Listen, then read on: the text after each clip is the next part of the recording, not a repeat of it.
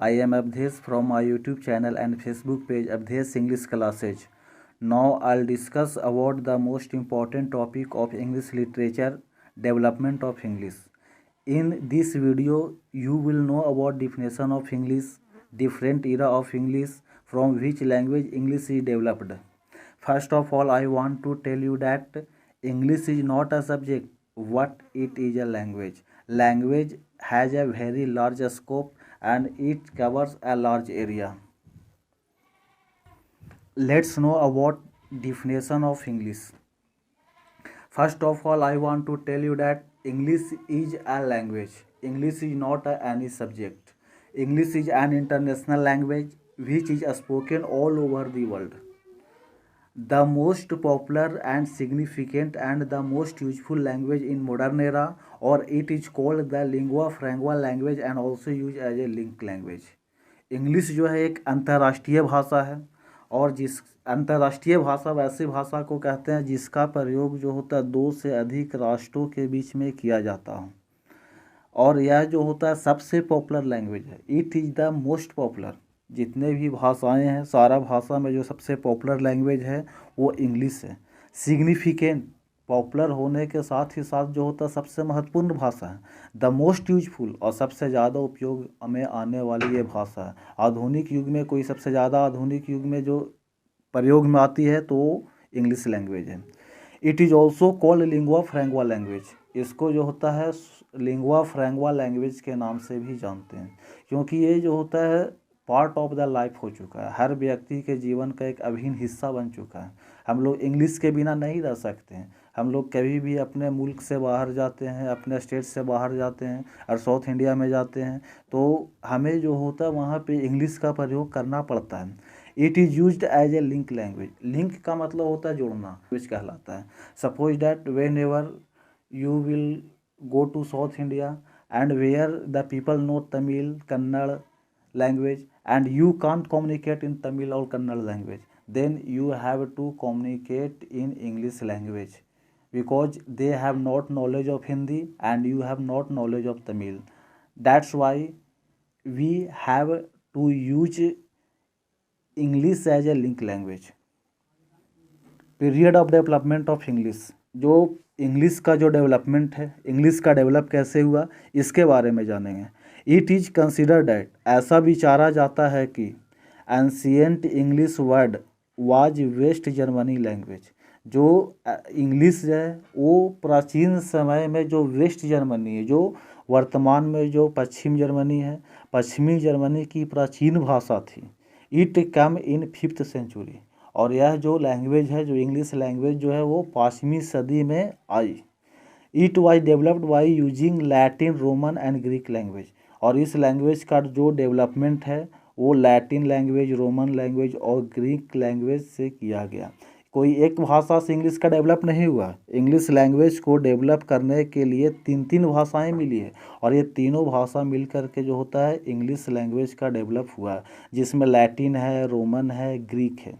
ऐसे प्राचीन सभ्यता के बारे में अगर हम लोग जानते हैं तो वहाँ पे जो रोमन अम्पायर, ऑटोमन अम्पायर के नाम से भी जाना जाता था, रोमन साम्राज्य, और जो रोम जो था वो सबसे डेवलप था और वहाँ की जो लैंग्वेज थी वो रोमन थी.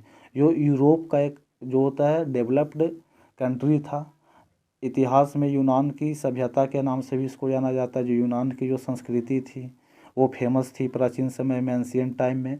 और जो रोमन जो है वो एंशियंट यूरोप का जो होता है एक लैंग्वेज है. आज भी जो होता है इंग्लिश लिपि को लिखने के लिए जो होता है रोमन का प्रयोग करते हैं.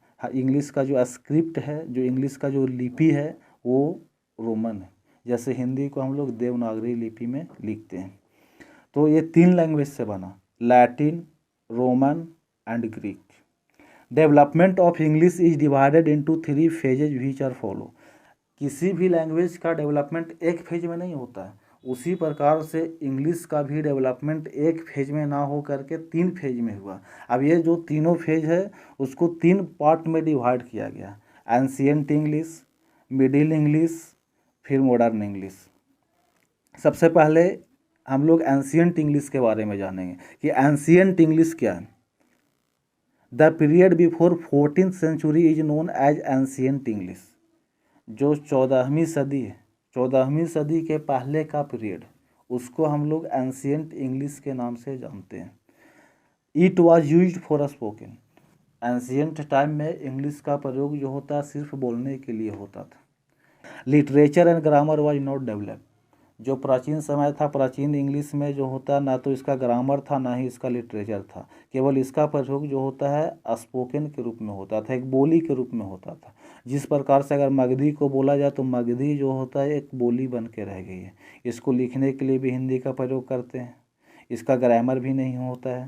तो प्राचीन जो अंग्रेजी था, जो एंशियंट इंग्लिश जो था, वो एंशियंट इंग्लिश को बोलने का काम में प्रयोग में लाया जाता था। सिर्फ अपनी अभिव्यक्ति को, अपना जो एक्सप्रेशन था, एक्सप्रेशन को बाहर निकालने के लिए इंग्लिश का प्रयोग होता था।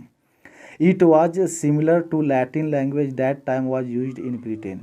और पहले ही मैं बता चुका हूँ कि जो इंग्लिश का जो शुरुआत है, जो शुरुआती टाइम था वो वेस्ट जर्मनी था, ना कि इंग्लैंड था। इंग्लैंड में जो था उस समय जो होता लैटिन लैंग्वेज का प्रयोग होता था। जर्मनी में जो होता है इसका शुरुआत हुआ और धीरे धीरे जो होता है जर्मनी से ब्रिटेन में गया और धीरे धीरे जो होता है यूरोप के अन्य देशों में, जो यूरोप महादेश था, यूरोप कॉन्टिनेंट के अन्य महादेश, अन्य देशों में जो होता वो फैल गया। Middle English, The period between 14th to 17th century is known as the middle part of English। 14वीं से 17वीं सदी के जो मध्य का जो भाग होता है, 14 से लेकर 17वीं सदी तक, it was the time when the English literature was developed more and more. यह एक ऐसा समय था जब लिटरेचर का डेवलपमेंट ज़्यादा से ज़्यादा किया गया। सबसे ज़्यादा लिटरेचर का डेवलपमेंट अगर किसी टाइम में हुआ तो वो मिडिल इंग्लिश में था। और मिडिल इंग्लिश में जाने माने writer, novelist, dramatist, story writer या फिर पोएट, ये सब जो होता है बहुत ही तेज़ी से अचानक बढ़ गए। इसमें जो राइटर हैं, राइटर में प्रमुख राइटर का नाम आता है Geoffrey Chaucer, Gower, Langland, Wycliffe, William Shakespeare, William Wordsworth and William Cowper. ये जो है एक जाने माने जो होता पोएट हैं, जो मिडिल इंग्लिश के स्तंभ कह सकते हैं। और ये नहीं होते तो मिडिल इंग्लिश का डेवलपमेंट नहीं किया जाता, लिटरेचर का डेवलपमेंट नहीं होता। ये सभी मिल कर के जो होता है, चाहे पोएट हो या फिर ड्रामाटिस्ट हो या नोवेलिस्ट हो, ये हर क्षेत्र में इंग्लिश की साहित्य को जो होता है डेवलप करने का कार्य किए। और ये जो मिडिल इंग्लिश जो है इन्हीं राइटर पे ये टिका हुआ था। Modern English, the period after 17th century is known as modern English. जो 17वीं सदी है, 17वीं सदी के बाद से लेकर के अभी तक ये जो पीरियड है, इस पीरियड को हम लोग मॉडर्न इंग्लिश के नाम से जानते हैं। मॉडर्न इंग्लिश में novel, poem, new word meaning, grammar, ये सारा चीज़ डेवलप किया गया। जो न्यू वर्ड मीनिंग था वो ज़्यादा से ज़्यादा डेवलप किया गया, ग्रामर डेवलप किया गया, और साथ ही साथ जो होता वो लिटरेचर का बहुत ज़्यादा डेवलपमेंट हुआ, और लिटरेचर के साथ ही साथ ग्रामर का ज़्यादा डेवलपमेंट हुआ। तो अगर तीनों को हम मिला के देखते हैं तो एंशियंट इंग्लिश में सिर्फ स्पोकन के रूप में इंग्लिश का प्रयोग होता था। मिडिल इंग्लिश में जो इसका यूज जो होने लगा वो एक लिटरेचर के रूप में इसका यूज हुआ। और जो मॉडर्न इंग्लिश है इसमें ग्रामर बहुत ही तेज़ी से डेवलप हुआ, और ग्रामर, नए वर्ड मीनिंग आने लगे, और बहुत ही तेज़ी से जो होता पूरे वर्ल्ड में ये स्प्रेड होने लगा, पूरे वर्ल्ड में फैलने लगा। और देखते ही देखते जो होता है इंग्लिश एक ग्लोबल लैंग्वेज का रूप ले लिया। आप कहीं भी किसी भी देश में चले जाइए, बिना इंग्लिश के जो होता है वहाँ पे आप कम्युनिकेट नहीं कर सकते। कम्युनिकेट करने के लिए जो होता है इंग्लिश का नॉलेज होना ज़रूरी है। अब इसमें जो इंग्लिश लैंग्वेज है वो केवल एक लैंग्वेज नहीं है, बहुत सारी भाषाओं को बोरो किया गया, उसमें मिलाया गया, उससे उधार लिया गया। कुछ वैसे भी वर्ड है जो फ्रेंच का वर्ड है इंग्लिश के रूप में बोला जाता है, हिंदी का वर्ड है इंग्लिश के रूप में बोला जाता है, जर्मन वर्ड है, रशियन वर्ड है, ये सारे वर्ड अपना अलग लैंग्वेज का, लेकिन उसी को इंग्लिश लैंग्वेज में मर्ज किया गया, इंग्लिश लैंग्वेज में सम्मिलित किया गया। जैसे एग्जांपल के लिए हम लोग नीम, तो नीम का कोई स्पेशल इंग्लिश नहीं होता, नीम का इंग्लिश में नीम ही लिखते हैं। तुलसी का इंग्लिश में तुलसी लिखते हैं। तो नीम जो है वो हिंदी वर्ड है, तुलसी हिंदी वर्ड है, लेकिन नीम और तुलसी हिंदी वर्ड होते हुए भी जो होता है इंग्लिश में भी वही उसका वर्ड मीनिंग होता है। तो हिंदी लैंग्वेज को इंग्लिश लैंग्वेज में मर्ज किया गया, इसी को बोला गया बोरोड।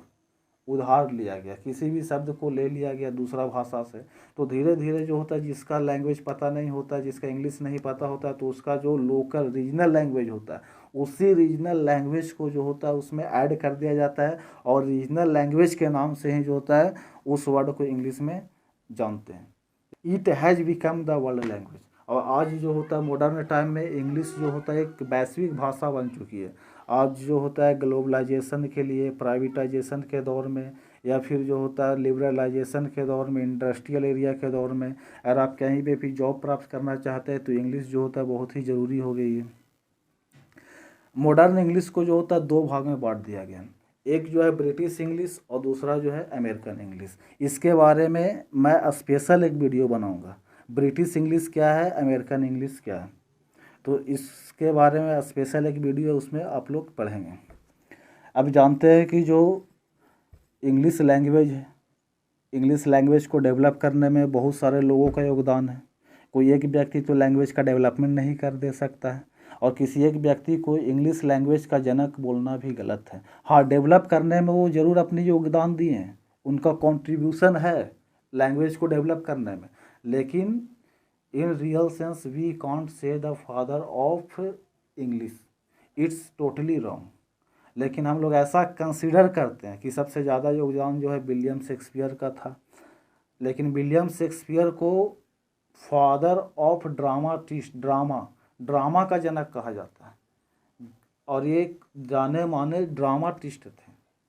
लेकिन विलियम शेक्सपियर को जो होता है फादर ऑफ इंग्लिश के रूप में जाना जाता है, कंसीडर किया जाता है। ऐसा वास्तविक में है नहीं, लेकिन लोगों का ऐसा मानना है कि नहीं, विलियम शेक्सपियर जो है इंग्लिश के ज्ञाता व्यक्ति थे, इंग्लिश के जाने माने ड्रामाटिस्ट थे, बहुत सारे डायलॉग लिखे, Macbeth, as you like it, Hamlet, ये सब जो होता है जितना भी इनके द्वारा ड्रामा है वो ड्रामा लिखा गया।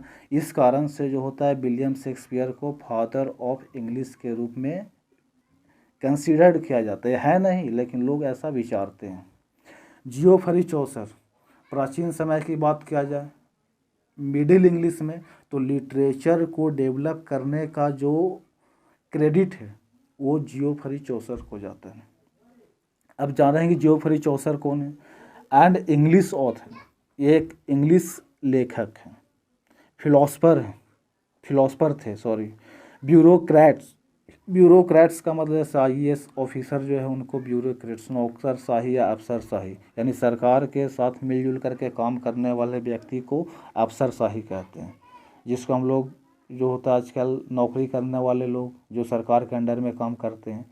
एग्जाम्पल के लिए ब्यूरोक्रेट्स का सबसे अच्छा उदाहरण जो है IAS जो होता है वो ब्यूरोक्रेट्स के अंतर्गत आते हैं। डिप्लोमैट, कूटनीति में तो जो होता है हमारे देश के जो प्राचीन इतिहास है उसमें कूटनीति के रूप में जो सबसे महान व्यक्ति को माना जाता है वो महान व्यक्ति है चाणक्य से ज़्यादा कोई कूटनीतिज्ञ नहीं हो सकता। तो ये लंदन में जो होता है फिलोसफर भी थे, ब्यूरोक्रेट से डिप्लोमैट्स थे। अब इनको भी कुछ लोग बोलता है कि जो इंग्लिश का जो जनक है वो जियोफरी चौसर को बोला जाना चाहिए। तो कुछ लोग विलियम शेक्सपियर को मानते हैं, तो कुछ लोग जो होता है चौसर को मानते हैं। Geoffrey Chaucer, father of English in India में अगर इंग्लिश का लाने का श्रेय किसी को दिया जा सकता है तो लॉर्ड मैकाले एक ऐसे व्यक्ति थे जो अंग्रेज वायसराय, और वही जो होता है इंडिया में आकर के इंग्लिश लैंग्वेज को डेवलप करने का काम किए। और इस लैंग्वेज का जो सपोर्ट जो लॉर्ड मैकाले थे, मैकाले का सपोर्ट करने वाले में जो सबसे महत्वपूर्ण नाम आता है वो दयानंद सरस्वती का आता है, ईश्वर चंद्र विद्यासागर का आता है, और राजा राम मोहन राय एक प्रमुख थे जो इंग्लिश लैंग्वेज को इंडिया में सपोर्ट किए। लाने वाले लॉर्ड मैकाले थे। फादर ऑफ इंग्लिश लिटरेचर, जो लिटरेचर का जनक है वो जियोफरी चौसर को जाना जाता है। मिडिल इंग्लिश में जो होता है एक जाने माने राइटर थे, और जो साहित्य का जो जनक है वो जियोफरी चौसर को माना जाता है। Father of novel Henry fielding को माना जाता है। कहीं कहीं ऐसा भी होता है रिचर्डसन, जो पहला नोवेल लिखे वो रिचर्डसन, पामेला नामक नोवेल रिचर्डसन के द्वारा लिखा गया था।